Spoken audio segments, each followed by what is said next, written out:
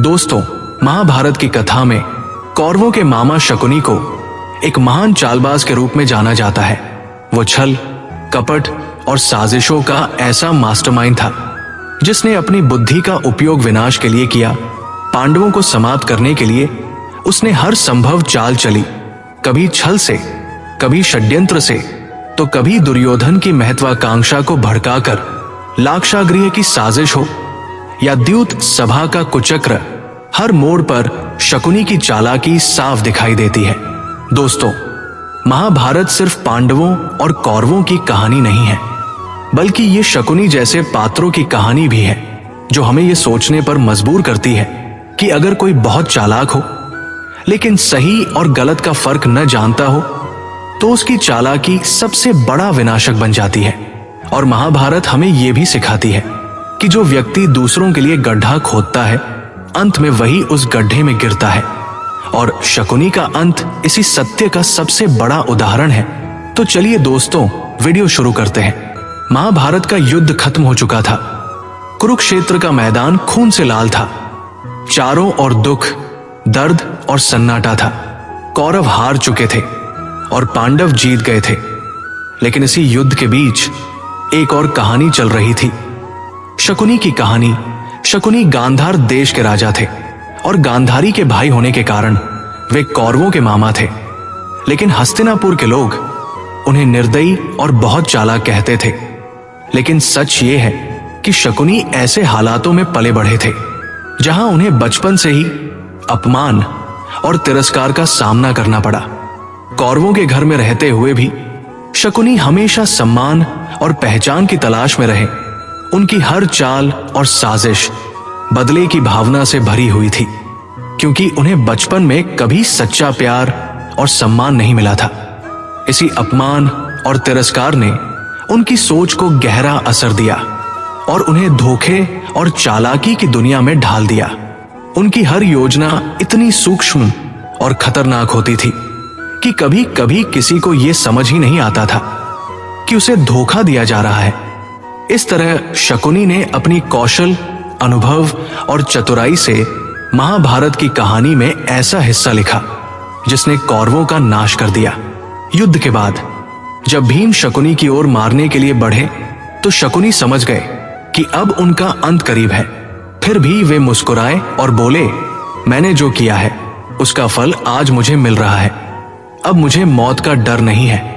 उसी समय भगवान श्री कृष्ण वहां आए। उनका तेज देखकर शकुनी के चेहरे पर शांति आ गई, लेकिन मन में अनगिनत सवाल उठ रहे थे। वो अपने सवालों का जवाब चाहता था। फिर भी श्री कृष्ण के तेज को देखकर शांत खड़ा रहा। श्री कृष्ण शकुनी के पास आए और बोले, शकुनी, ये जीवन तुम्हारे कर्मों का ही नतीजा है। अब तुम्हारे पास बहुत कम समय है। जो भी पूछना है पूछ लो। शकुनी ने गहरी सांस ली और धीमे स्वर में कहा, वासुदेव, एक दिन मेरा परिवार हस्तिनापुर की राजनीति का शिकार बन गया।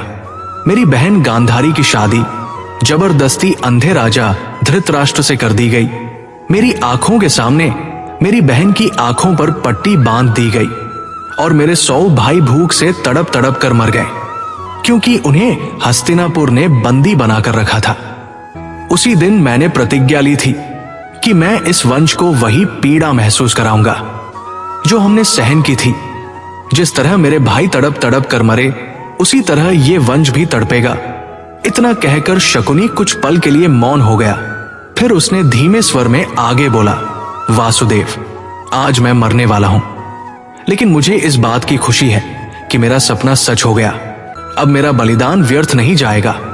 श्री कृष्ण शांत स्वर में बोले, मामा, सच तो यह है कि बदले के नाम पर तुम अपनी ताकत और सत्ता बढ़ाना चाहते थे। आप अपने कर्मों को बलिदान मत कहो। भगवान श्री कृष्ण की यह बात सुनकर शकुनी बोला, हे माधव, मुझे पता है कि इस युद्ध में मेरी बड़ी भूमिका थी, लेकिन आप एक बात बताइए, क्या मेरा जन्म और मेरा जीवन सिर्फ ये विनाश करने के लिए था? अगर आप सब जानते हैं और सब कुछ नियंत्रित करते हैं तो मुझे गलत रास्ते पर क्यों जाने दिया? भगवान कृष्ण ने गहरी सांस ली और बोले, शकुनी, तुम्हारा सवाल बहुत महत्वपूर्ण है। तुम्हारा जन्म और जीवन तुम्हारे पुराने कर्मों का नतीजा था। भले ही तुम हस्तिनापुर में रहे, लेकिन तुम्हें हमेशा अपने फैसले खुद लेने का मौका मिला, लेकिन तुमने बदले की आग में खुद को जला दिया और साथ ही हस्तिनापुर को भी विनाश की ओर धकेल दिया।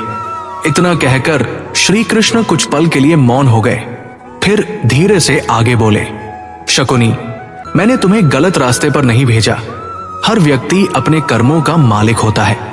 मैं केवल मार्ग दिखाता हूं, पर निर्णय और कर्म तुम्हारे अपने थे। तुम्हारी चालाकी और साजिशें तुम्हारे अपने विचारों और इच्छाओं का परिणाम था। हर प्राणी अपने कर्मों का फल खुद भोगता है। शकुनी की आंखों में आंसू आ गए। वो कांपती आवाज में बोला, तो क्या मेरे जैसे लोगों के लिए कोई मुक्ति नहीं है? क्या मेरी आत्मा हमेशा इस पाप का बोझ उठाएगी? श्री कृष्ण ने गंभीर स्वर में बोले, हर आत्मा को मुक्ति का हक है, लेकिन इसके लिए तुम्हें सच्चे दिल से अपने कर्मों का पश्चाताप करना होगा।